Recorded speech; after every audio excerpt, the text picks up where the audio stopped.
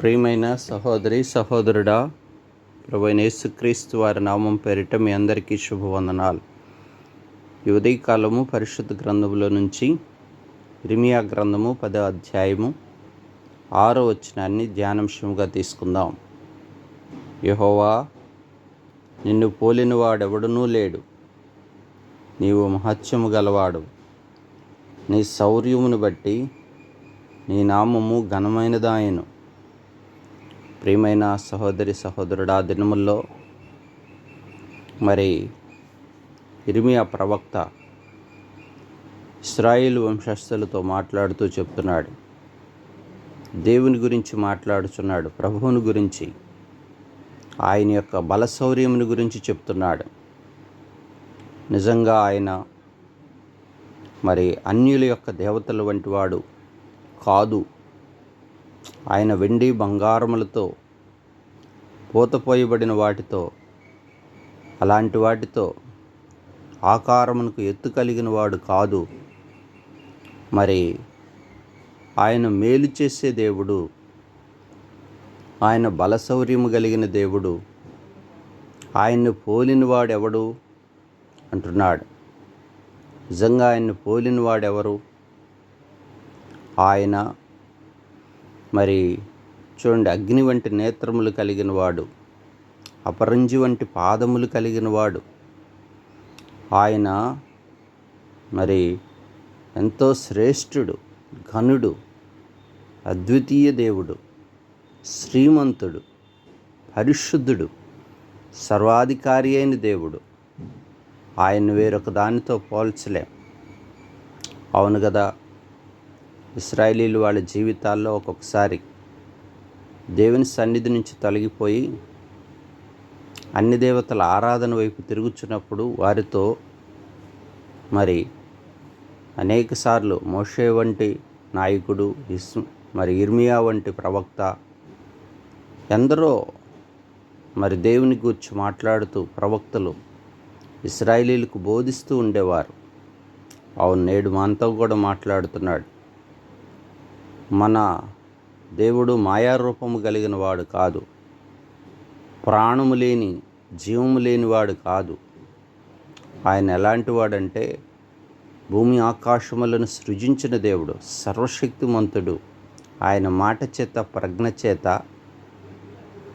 ఆయన మాట సెలవుయోగ ఆకాశము భూమియు కలిగిను. అవి వర్షమిచ్చును, వాటి స్థానగతులను పర్వతములు మార్చుకును. అవును కదా, అంత గొప్ప దేవుడు. అయినప్పటికీ ఇంత బలశౌర్యము కలిగిన దేవుడు మానవుణ్ణి ఎంతగానో ప్రేమిస్తూ వచ్చాడు. మానవునితో నిబంధన చేసుకున్నాడు. మానవుని సమాధానార్థ బలి నుంచి సమాధానపరచుట కొరకై, మానవుని దేవునితో సమాధానపరచుట కొరకు సంధి చేయబడి మధ్యవర్తిగా ఈ లోకానికి వచ్చాడు. ఆయనతో దేన్ని సమరూపముగా చేయగలం? ఆయన పోలిన వాడెవరు? ఆయన ప్రేమస్వరూపి, ఆత్మస్వరూపి, ఆయన దయగలిగినటువంటి రాజు. ప్రియ సహోదరి సహోదరుడా, ఆయన్ని ఎరిగి ఉన్నావా? ఆయన్ని తెలుసుకున్నావా? ఇంకా ఆయనకి దూరస్తుడిగా ఉన్నావా? అయితే ఈ ఉదయకాలం నీతో మాట్లాడుతున్నాడు ప్రభు. ఈ వాక్యం ద్వారా మాట్లాడుతున్నాడు.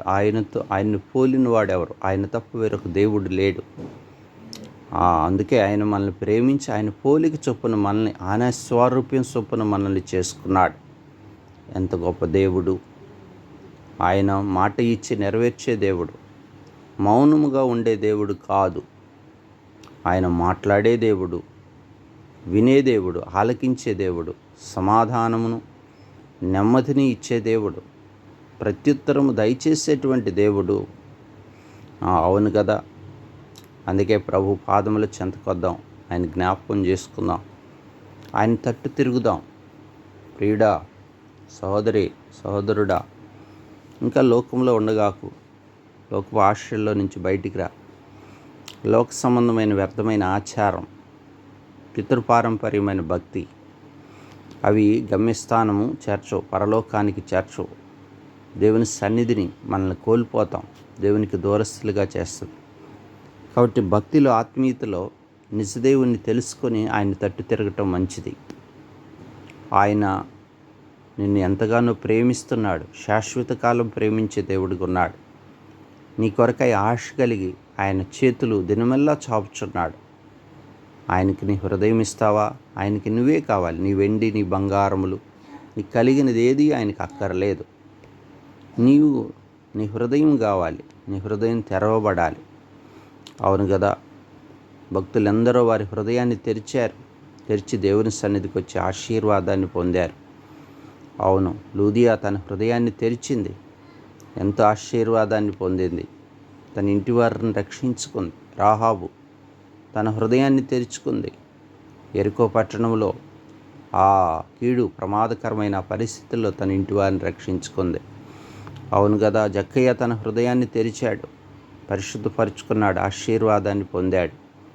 ఆయన యొద్ద వచ్చుకారికి ఆయన ఎన్నడూ త్రోసివేయడు. ఆయన సన్నిధికి వచ్చి ఆయనతో సహవాసం కలిగి ఉండు, ఆయన్ని ప్రేమించు, ఆయన సన్నిధిని కోరుకో.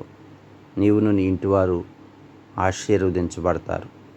ప్రార్థన చేసుకున్నాం. పరిశుద్ధుడా, ప్రేమ కలిగిన తండ్రి, అవునయ్యా, నిన్ను పోలిన వాడు ఎవరు? జనములకు రాజా, స్తోత్రములు. అవునయ్యా, బలశౌర్యము కలిగిన దేవుడు, మహత్యము కలిగిన వాడు, నీ మహిమ ఎదుట ఏదీ నిలువలేదు. అవునయ్యా, 1000 కోట్ల సూర్యకాంతిని మించిన తేజస్సు కలిగిన దేవుడు. ప్రభా, యువతకి కాలం అయ్యా నిమిత్త మాత్రమైన మమ్మల్ని కలగజేసి ప్రేమించినందుకై స్తోత్రములు. ఇంకా నీకు దూరస్తులైన అన్ని జనులుగా ఉన్నవారి పట్ల మీరు కృప చూపండి తండ్రి.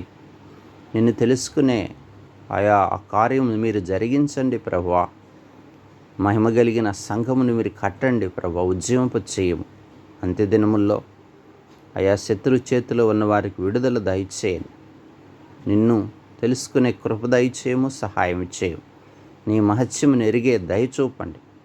ముఖ్యంగా ప్రభువా, మీ సన్నిధికి వస్తున్న ఈ ప్రాంతవాసుల కొరకు, దేశం కొరకు, 29 రాష్ట్రాల కొరకు ప్రార్థిస్తున్న సహాయం చేయము. యవనకాల బిడ్డల భవిష్యత్తును కూడా దీవిస్తురండి. మీ హస్తబలం తోడుగుంచండి. ఈ దినమంతా మీ కృపలో బలపరుస్తురమ్మని మీ చేతికి అప్పగించుకుంటూ యేసుక్రీస్తు నామములో ప్రార్థించి స్తుతించి అడిగి వేడుకుంటున్నాం తండ్రి. ఆమేన్.